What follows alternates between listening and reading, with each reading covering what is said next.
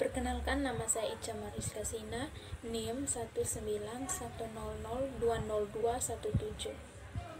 Mahasiswa akuntansi kelas 3F.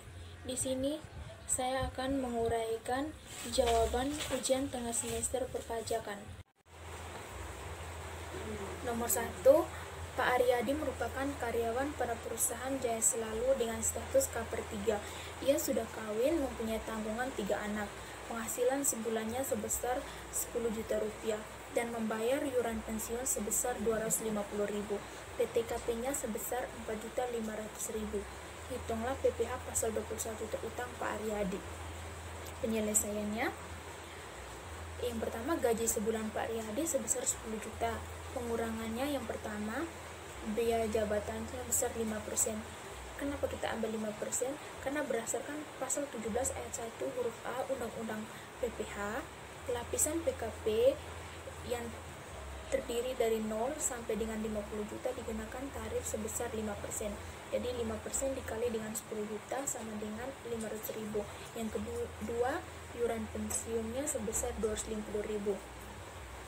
Totalnya sebesar 750.000. Untuk mendapat penghasilan itu sebulan, yaitu gaji sebulan Pak Aryadi dikurangi dengan total dari biaya jabatan ditambah dengan iuran pensiun, sehingga hasil dari penghasilan itu sebulan sama dengan 9.250.000. Yang kedua, penghasilan itu setahun sama dengan 12 dikali 9.250.000, hasilnya 111 juta. PTKP setahun, yang pertama, untuk wajib pajak sendiri sebesar 54 juta. Yang kedua, tambahan wajib pajak kawin sebesar 4.500.000. Yang ketiga, tambahan untuk 3 anak, yaitu 3 dikali 4.500.000 sama dengan 13.500.000. Sehingga total PTKP setahun adalah 39 juta didapat dari penghasilan itu setahun dikurangi dengan PTKP setahun. Yang berikutnya, PPh pasal 21 terutang sama dengan 5% dikali dengan 39 juta sama dengan 1.950.000. Yang berikutnya, PPh sebulan sama dengan 1.950.000 dibagi dengan 12, sehingga hasilnya sama dengan 162.500 rupiah. Nomor 2, PT Jaya Selalu mengimpor barang dari Jerman dengan harga faktur 30.000 US dollar. Barang yang diimpor tidak termasuk dalam barang-barang tertentu. Biaya asuransi yang dibayar di luar negeri sebesar 5% dari faktur, dan biaya angkut sebesar 10% dari faktur. Bea masuk dan bea masuk tambahan masing-masing 20% dan 10%. Kurs yang ditetapkan Menteri Keuangan saat itu 1 US dollar sama dengan 15.000 rupiah. Hitunglah: A. PPh pasal 22 yang dipungut jika memiliki API atau alangkah pengenal impor, dan B. PPh pasal 22 yang dipungut jika tidak memiliki API. Jawabannya, harga faktur atau cost sebesar 30.000 US dollar. Biaya asuransi 5% dikali dengan 30.000 US dollar sebesar 1.500 US dollar. Biaya angkut 10% dikali 30.000 US dollar sama dengan 3.000 US dollar. Total dari kos asuransi dan biaya angkut adalah sebesar 34.500 US dollar. Yang berikutnya, CIF dalam rupiah sama dengan 34.500 US dollar dikali dengan 15.000 rupiah sama dengan 517.500.000 rupiah. Yang berikutnya, bea masuk sama dengan 20% dikali dengan 517.500.000 rupiah sama dengan 103.500.000 rupiah.